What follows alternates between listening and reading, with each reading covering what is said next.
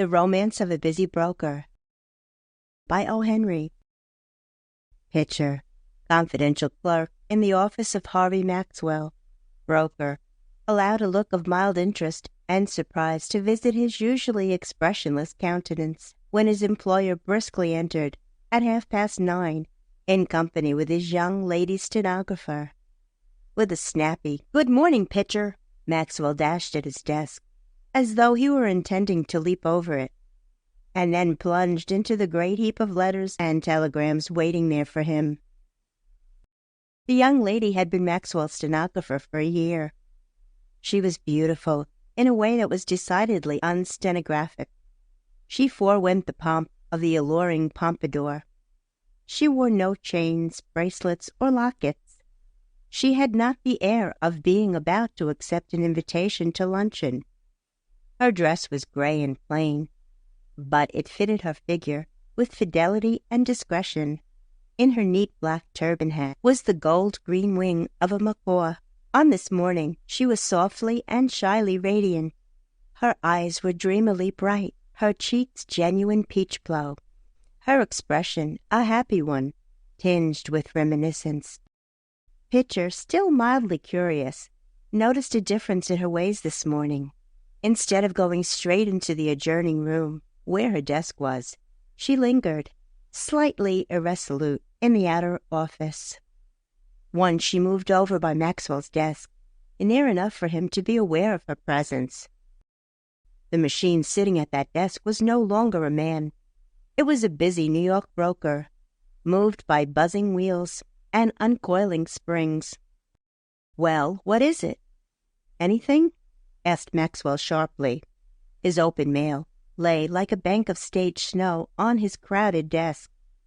His keen gray eye, impersonal and brusque, flashed upon her half impatiently.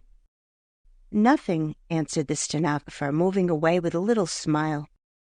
"Mr. Pitcher," she said to the confidential clerk, "did Mr. Maxwell say anything yesterday about engaging another stenographer?"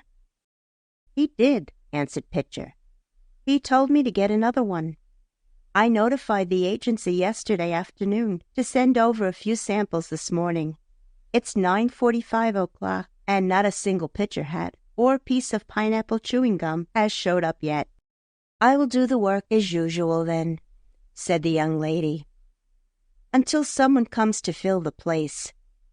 And she went to her desk at once and hung the black turban hat with the gold-green macaw wing in its accustomed place. He who has been denied the spectacle of a busy Manhattan broker during a rush of business is handicapped for the profession of anthropology. The poet sings of the crowded hour of glorious life. The broker's hour is not only crowded, but the minutes and seconds are hanging to all the straps and packing both front and rear platforms. And this day was Harvey Maxwell's busy day. The ticker began to reel out jerkily its fitful coils of tape. The desk telephone had a chronic attack of buzzing. Men began to throng into the office and call at him over the railing, jovially, sharply, viciously, excitedly. Messenger boys ran in and out with messages and telegrams. The clerks in the office jumped about like sailors during a storm. Even Pitcher's face relaxed into something resembling animation. On the exchange there were hurricanes and landslides and snowstorms and glaciers and volcanoes, and those elemental disturbances were reproduced in miniature in the broker's offices. Maxwell shoved his chair against the wall and transacted business after the manner of a toe dancer. He jumped from ticker to phone, from desk to door, with the trained agility of a harlequin. In the midst of this growing and important stress, the broker became suddenly aware of a high-rolled fringe of golden hair under a nodding canopy of velvet, an ostrich tip, an imitation sealskin sack, and a string of beads as large as hickory nuts, ending near the floor with a silver heart. There was a self-possessed young lady connected with these accessories, and Pitcher was there to construe her. "Lady from the stenographer's agency to see about the position," said Pitcher. Maxwell turned half around with his hands full of papers and ticker tape. "What position?" he asked with a frown. "Position of stenographer," said Pitcher. "You told me yesterday to call them up and have one sent over this morning." "You were losing your mind, Pitcher," said Maxwell. "Why should I have given you any such instructions? Miss Leslie has given perfect satisfaction during the year she has been here. The place is hers as long as she chooses to retain it. There's no place open here, madam. Countermand that order with the agency, Pitcher, and don't bring any more of 'em in here." The Silver Heart left the office, swinging and banging itself independently against the office furniture as it indignantly departed. Pitcher seized a moment to remark to the bookkeeper that the old man seemed to get more absent-minded and forgetful every day of the world. The rush and pace of business grew fiercer and faster. On the floor, they were pounding half a dozen stocks, in which Maxwell's customers were heavy investors. Orders to buy and sell were coming and going as swift as the flight of swallows. Some of his own holdings were imperiled, and the man was working like some high-geared, delicate, strong machine, strung to full tension, going at full speed, accurate, never hesitating, with the proper word and decision, and act ready and prompt as clockwork. Stocks and bonds, loans and mortgages, margins and securities. Here was a world of finance, and there was no room in it for the human world or the world of nature. When the luncheon hour drew near, there came a slight lull in the uproar.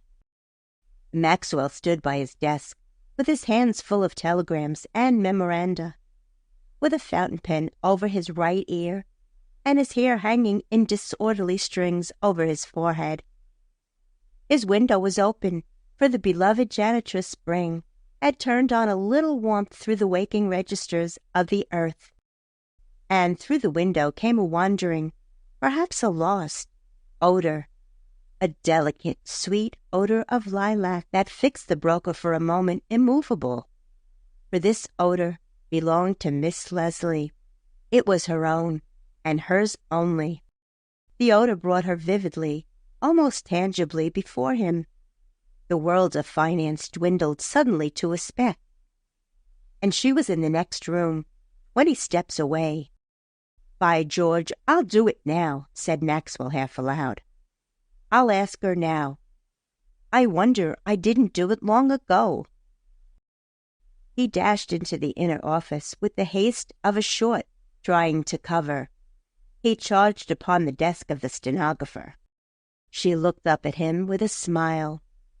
A soft pink crept over her cheek, and her eyes were kind and frank.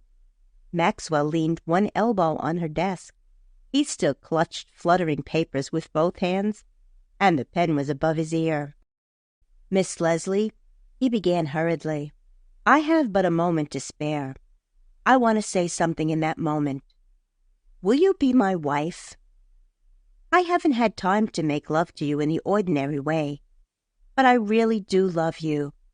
Talk quick, please. Those fellows are clubbing the stuffing out of Union Pacific." "Oh, what are you talking about?" exclaimed the young lady.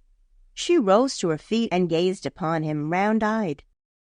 "Don't you understand?" said Maxwell restively. "I want you to marry me. I love you, Miss Leslie. I wanted to tell you, and I snatched a minute when things had slackened up a bit. They're calling me for the phone now. Tell 'em to wait a minute, Pitcher. Won't you, Miss Leslie?" The stenographer acted very queerly. At first she seemed overcome with amazement. Then tears flowed from her wondering eyes, and then she smiled sunnily through them, and one of her arms slid tenderly about the broker's neck. "I know now," she said softly. "It's this old business that has driven everything else out of your head for the time. I was frightened at first. Don't you remember, Harvey? We were married last evening at 8 o'clock in the little church around the corner." If you like the video, put a like, subscribe to the channel and click on the bell to not miss our new videos.